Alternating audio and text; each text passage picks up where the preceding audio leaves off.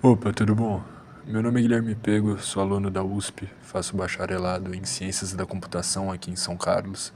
E no vídeo de hoje a ideia é bem simples, é para ser um vídeo bem rápido, sendo uma introdução a vocês que nunca viram essa incrível plataforma chamada GitHub. O GitHub ele é a maior plataforma de desenvolvimento colaborativo do mundo. Ele é fundamental na vida de nós programadores. Conta com mais de 100 milhões de usuários em todo o planeta. E ele vai muito além de um simples armazenamento de códigos.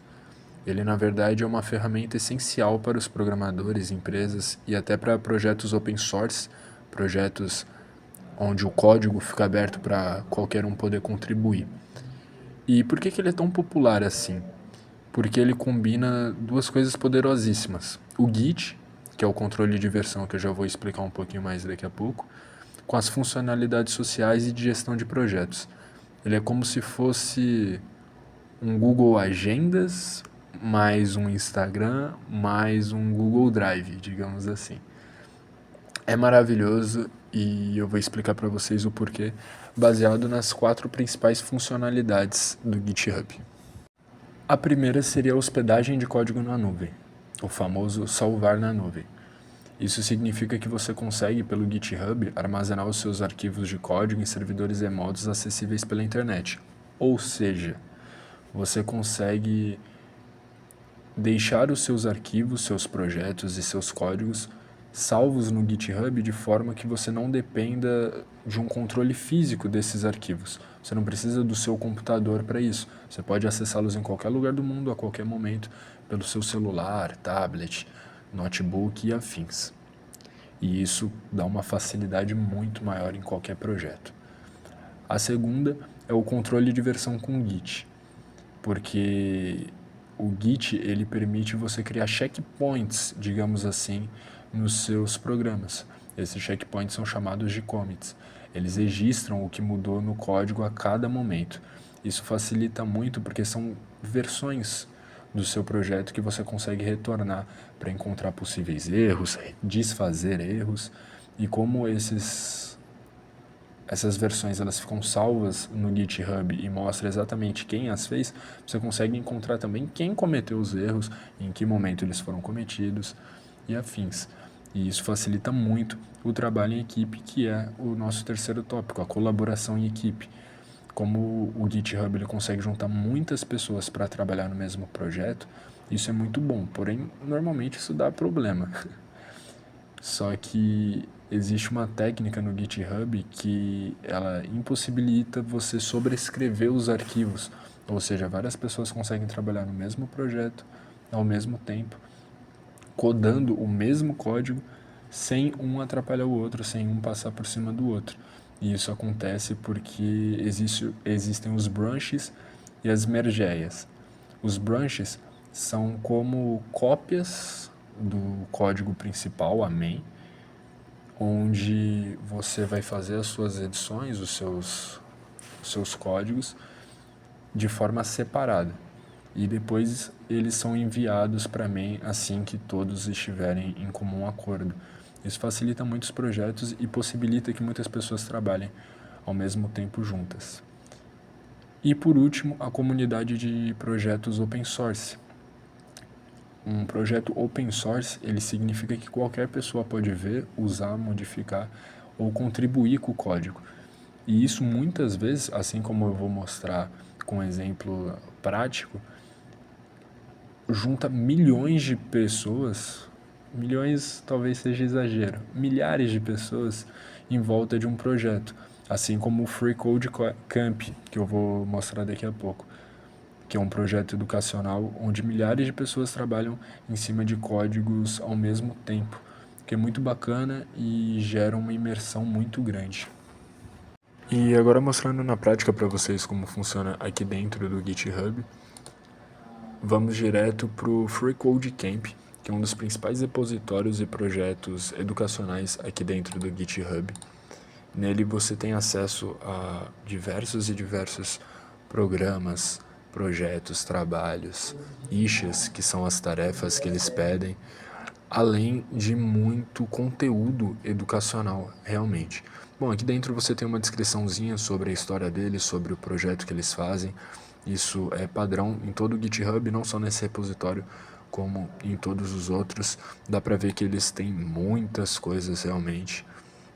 São mais de 236 repositórios, 14 projetos, 83 pessoas e afins. Indo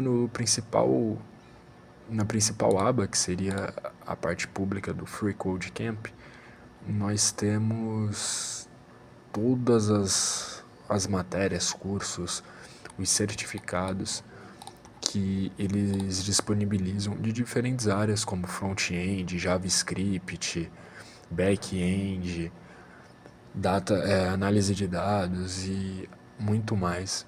Isso, sem sombra de dúvidas, é muito enriquecedor.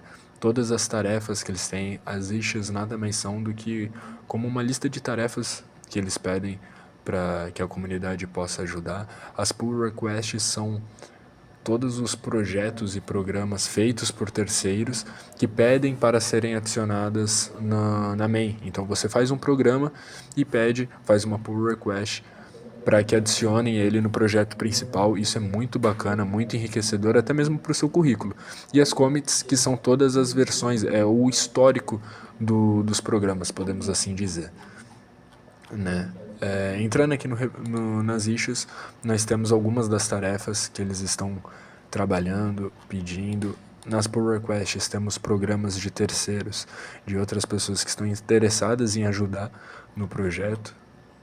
Aqui os principais projetos dentro do Free Code Camp, se a internet da USP ajudar, perfeito. Temos um back-end API, um roadmap, enfim, é muito bacana, muito interessante, sem sombra de dúvidas para nós programadores. O universo dentro do GitHub é muito enriquecedor. E agora eu vou explicar para vocês como de fato começar a usar o GitHub e um programa bem simples para você iniciar.